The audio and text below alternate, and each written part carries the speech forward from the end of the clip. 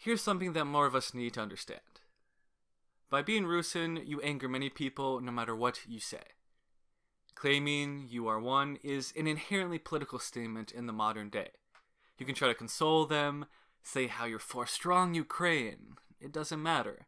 It doesn't matter. Now, most Ukrainians will not care if you're Rusin. They'll be like, hey, nice to meet a dollar store Russian for the first time. I'm not talking about these people, but the ones who are so nationalistic, simply saying the word gets them into a frenzy. There's no debating or trying to discuss with these types. Someday, they might be okay with the fact that we exist, and that's great, but trying to move them over on the subject is just a waste of time and energy. You must understand, many people are set in their beliefs and ways. This doesn't just relate to this topic, but life in general. 90% of people do not want to hear anything different from what they believe. Most of the times, you'd just be better off conserving your energy for something important.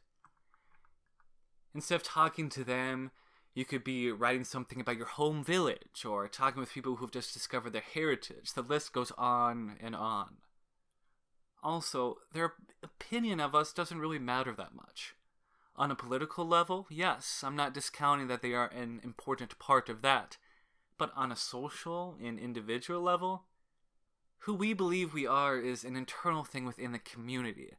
Other people's opinions should be frankly unimportant. What's the point in giving room for these people who don't even believe we exist? Do Slovaks seek to try to convince Hungarians who think they're just Slavicized Magyars? No. Whoever does not believe Slovaks exist, they just tell them, hey, you can screw off. Some type of this energy would be beneficial for us. It's not chauvinistic to not give a place for these people. If they could silence us, they would in a heartbeat.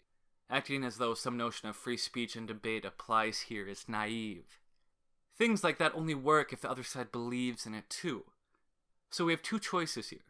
Either we can be realistic about the situation and realize that they have no place within our community, or we can fall on our own sword in the desire to look virtuous.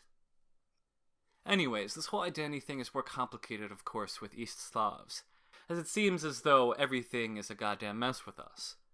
Some Russians believe all East Slavs are Russians, Ukrainians think we are one of them, while also still being mad about the Kuban region.